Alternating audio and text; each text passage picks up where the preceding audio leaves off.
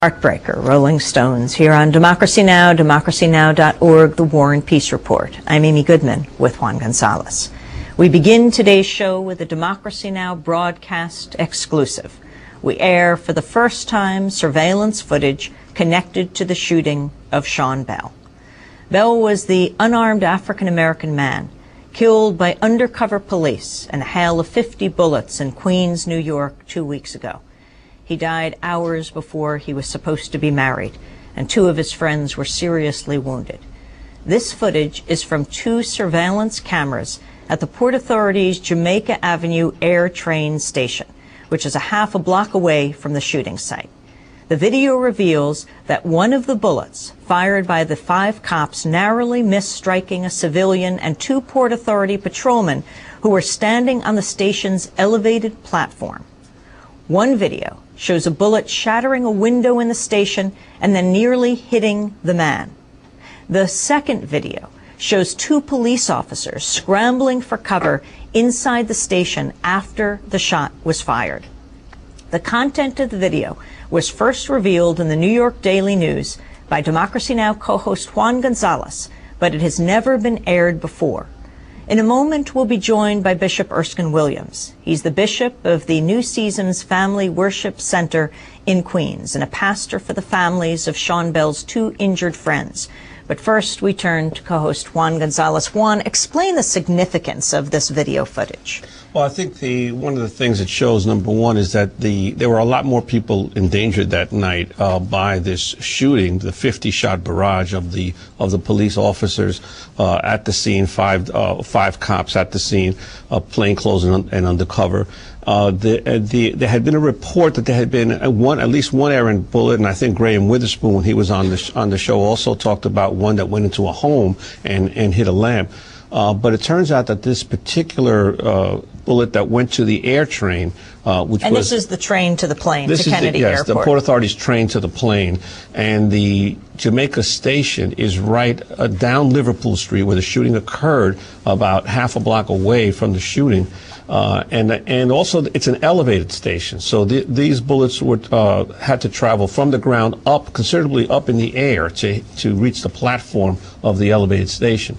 And the video that was made available to me by a source shows there's a Port Authority police 2 cameras, and it shows, as we saw in the video, that one elderly gentleman with his luggage was the bullet almost hit him in the head, because you actually see the trail of the bullet shattering the glass and right at the eye level of the man right in front of him, and he drops his luggage and runs, and the 2 Port Authority police nearby scampered away. One actually has filed for a line of duty injury, and the calmest person in the video is apparently a transportation safety agency employee who's also waiting for the train, I guess, to go, a TSA agent, to go to Kennedy.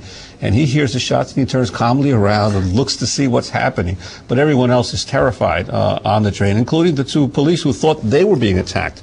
They then radioed to their command that they were being fired upon because they were not on the same radio frequency as the police department, so they had no idea what was going on just downstairs. And you see them running down, and then one slips and falls. Right, one slips and falls. He's the one who filed for a line of duty injury as a result of his slip, yes. For our radio listeners, you can go to our website at democracynow.org, and you will be able to see the footage that we have been describing right now, again, from 2 vantage points, it looks like two Port Authority cameras. Cameras that were on the platform, yes.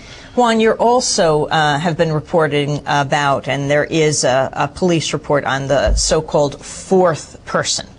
Right. Well, I reported in the Daily News this week that there's been a lot of talk ever since the shooting that there was allegedly a 4th person who tried to either get into or out of Sean Bell's car just before police opened fire, and who may have had a gun. And in fact, for a while, police sources were actually identifying someone they picked up as, quote, the fourth man, because this would be very important, because if there was a fourth person with a gun, then the police officers who fired would have more justification for this incredible number of shots that they fired if they thought they were really being attacked by someone with a gun. Well, I reported in the Daily News that all of the radio dispatches that were issued that night, immediately after the shooting, by the police at the scene, the cops who fired, as well as the conversations between authorities, never mentioned a fourth man, never mentioned someone with a gun had escaped from the scene.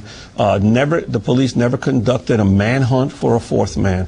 So that this, quote, fourth man really developed subsequently, but at the scene, which is the most important time for any investigator, the moments after an event like this, nobody ever mentioned a fourth man.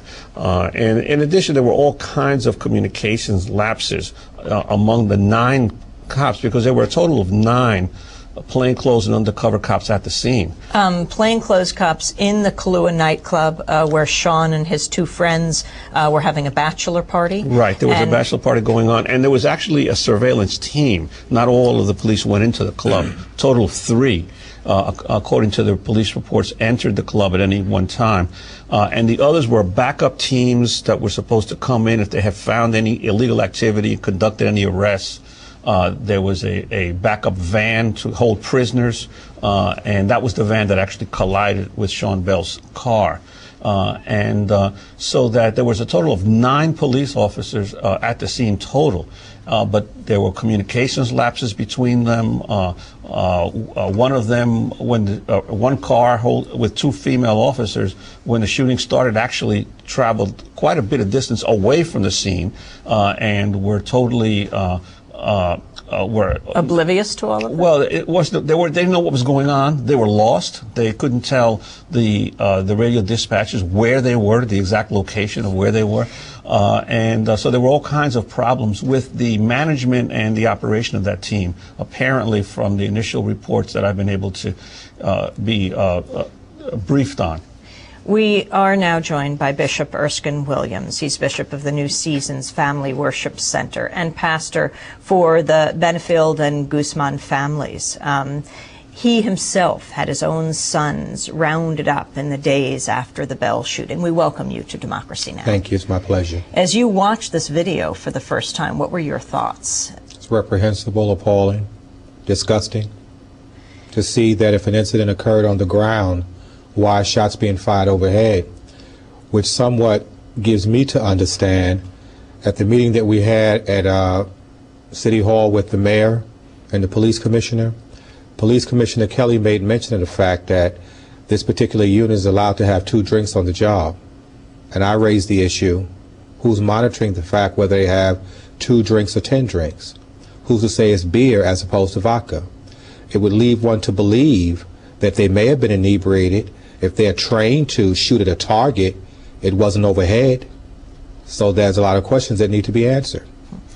And also, could you talk about the experiences that have occurred with your own sons? Because I think one of the big criticisms of many leaders in the black community is that even subsequent to the shooting, which itself is still to be fully explained, there has been a dragnet in Southeast Queens by the police picking up young black men and trying to question them about what they know about any of the individuals who have been the victims of this attack.